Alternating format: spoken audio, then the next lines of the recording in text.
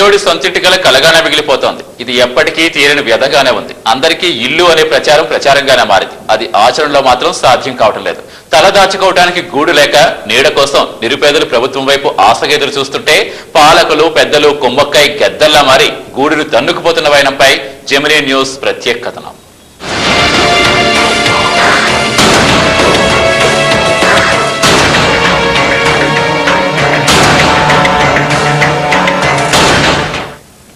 విజయవాడ నగరంలో లక్షలాది మంది నిరుపేదలు రెక్కల కష్టంపై జీవితాలు వెళ్లదీస్తున్నారు.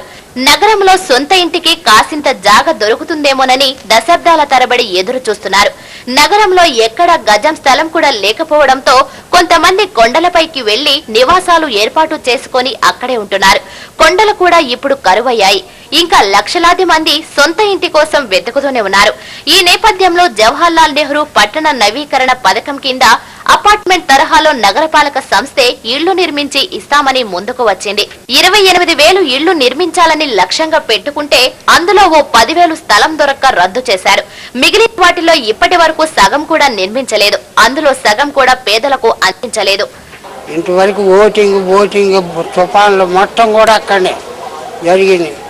మా ఇల్లు రాయలే, కడవి మొత్తం రాశారు. అన్నీ ఒక 20-30 ఇళ్ళు దాకా 100-200 ఇల్లు రాయలే. అది దాన్ని బట్టి ఇక్కడికి వచ్చేసాం. ఇల్లు లేదు, భార్య పోయింది, కొడుకులు 3 ఉంటే 3 కూడా పోయారు.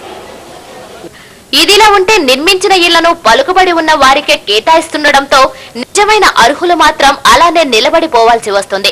వారి కోసం కమ్యూనిస్టులు ఎప్పటికప్పుడు ఆందోళనలు చేస్తూనే ఉన్నారు. అయినా ఫలితం లేకపోతుంది. కమిషనర్లు నిజాయితీగా వ్యవహరించినా వారికి ఈ సమస్య అవగతమయ్యేలోగా వారు బదిలీపై వెళ్లిపోతున్నారు. ప్రజా ప్రతినిధులు మాత్రం వాటాలు కోటాలు వేసుకుని తమ అనుచర గణానికి కట్టబెడుతున్నారు. అలా బాధలతో మేము ఉన్నాం. ఎండకెండి వానగా తడిచి నానా అవస్థలు పడుతున్నాం. మమ్మల్ని పట్టించుకున్న నాదుడే లేదండి. ఇప్పుడేమో సర్వే చేస్తున్నా అన్నారు. ఎంపీ గారు వచ్చారు, బంగ్లాదేశ్ గారు వచ్చారు, అందరూ వచ్చారండి. మీకు సహాయం చేస్తామన్నారండి. ఇల్లు కాలిపోయినా కూడా మాకు ఏం రూపాయి ఇవ్వలేదండి. ఇదిగో ఇస్తా అన్నారండి. మన కమిషనర్ గారు రవికుమార్ బాబు, మీరు వెళ్ళిపోండి, ఎండల్లో ఏమంటారు, మీకు ఎక్కడ పోవు, మీకు ఇస్తాము మేము అన్నారు. నగరంలో అన్ని ప్రాంతాల్లో అధికారుల మాత్రం అర్హులైన లబ్ధిదారులను ఇంతకు ముందే గుర్తించారు. చివరకు ఇళ్లు కేటాయించాల్సి వచ్చేసరికి ఆ జాబితాలో నుంచి కొంతమందిని తప్పిస్తున్నారు. దీంతో ఈ వ్యవహారమంతా గందరగోళంగా మారిపోయిన సంగతి బాధితులకు కూడా అర్థమవుతోంది. 125 కోట్ల రూపాయల విలువైనటువంటి 2,500 పైగా ఇళ్లని వాళ్ళ సొంత మనుషులకి అనుచరులకి కట్టబెట్టడానికి కుయుక్తులు పన్నుతున్నారు, కుట్రలు పన్నుతున్నారు.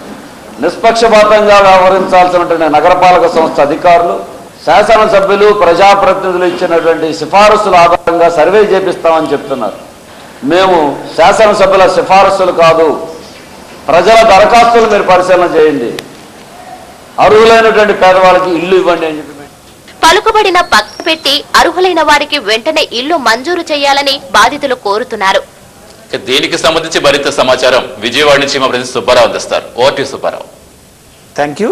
విజయవాడ నగరంలో అర్హులైనటువంటి నిరుపేదలకు ఇళ్లు పంపిణీ కార్యక్రమం అనేది పూర్తి ఆసనంగా మారుతా ఉంది.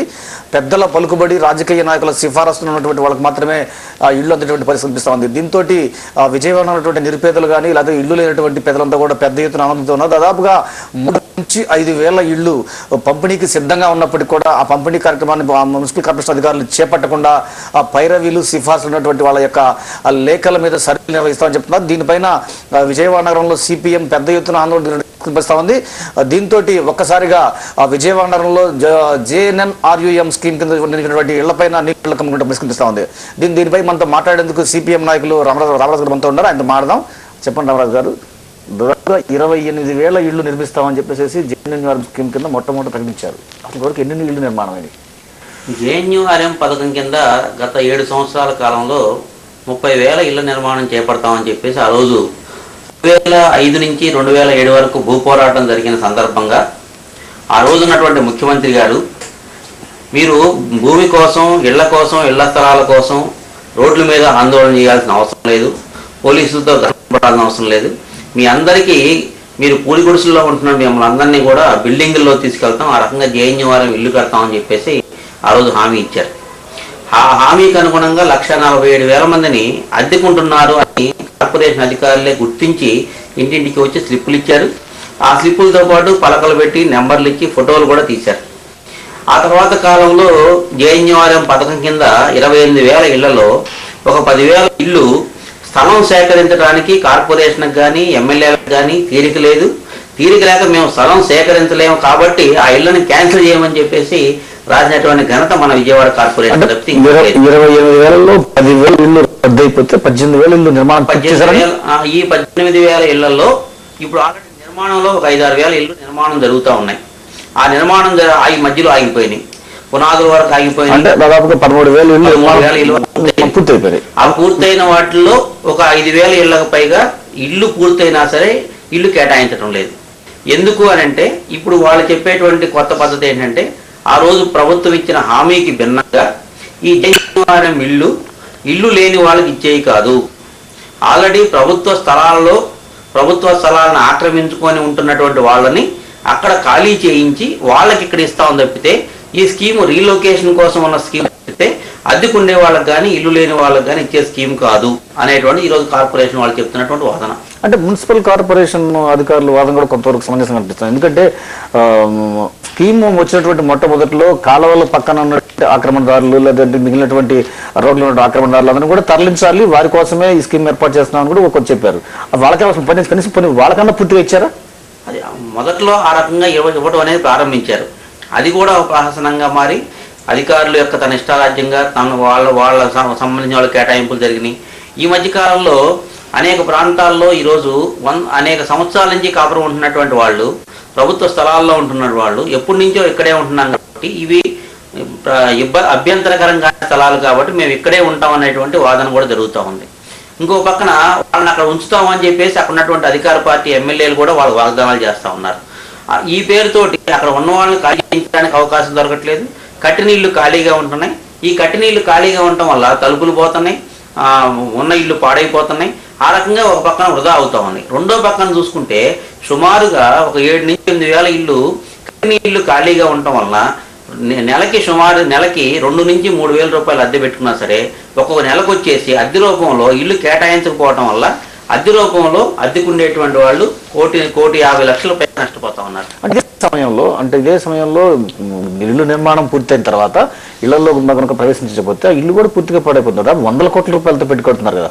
ఇల్లు పాడైపోతున్నాయి, ఇంటి మీద పెట్టే సెప్టిక్ ట్యాంకులు పాడైపోతున్నాయి, ఎలక్ట్రికల్ వైర్లు బిక్కెళ్ళిపోతున్నారు. ఇప్పుడు జగన్పూడి హౌసింగ్ కాలనీలో మీరు చూస్తే మొత్తం 8,000 ఇల్లు అక్కడ నిర్మాణం జరిగింది. దేశంలోనే ఒక ఆదర్శవంతమైన కాలనీగా దాన్ని ఒక ప్రాజెక్టుగా చెప్పారు. ఇప్పుడు మీరు కనుక ఎప్పుడన్నా అక్కడికి వెళ్ళి పరిశీలన చేస్తే కట్టిన ఇళ్లలో తాళాలు వేసి ఉండటం వల్ల అవి ఏ రకంగా పాడైపోతున్నాయో, చుట్టూ ఎట్లా ఎంత భయంకరమైన వాతావరణం తోడవుతా ఉందో, ఈ కట్టిన ఇళ్ళు అసాంఘిక శక్తులకు ఎట్లా అడ్డాగా మారుతున్నాయో అక్కడ ప్రజలు కూడా మనకు నిరంతరం ఫిర్యాదులు వస్తూ ఉన్నాయి.